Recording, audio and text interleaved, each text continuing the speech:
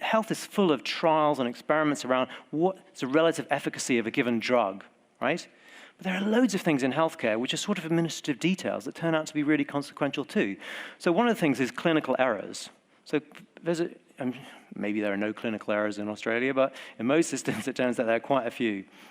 Actually, as an aside, there's the guys who did a lot of research on this, they were originally inspired to do it by some of the studies on cases. And one that always stuck in my mind was this guy who'd gone in for very severe ear infection. And so the clinician had written, to apply ointment, and he'd just written in, so he'd just written in R.ear, so he'd written in, yeah. So yeah, that's right, folks. I don't know if I have to really spell it out, but Harry here was, with his eardrops were being anally applied. You can imagine, like, what? Did I? Anyhow, it's sort of comic, but it turns out there are loads of things. So here's a simple example.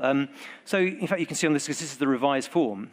Hey presto, doctor's handwriting is often not great, but a key thing is the prescription microgram or milligram? That's actually quite a big difference, it turns out. And it's quite hard to read the difference often.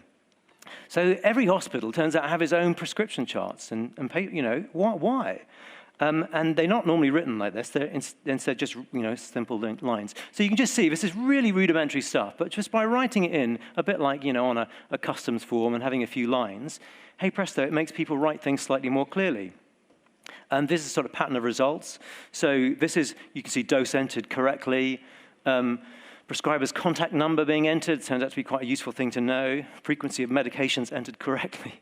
This is from the standard, the existing trials in the sample when they were checked manually and carefully. This is with the revised chart, which we just tried in a couple of hospitals.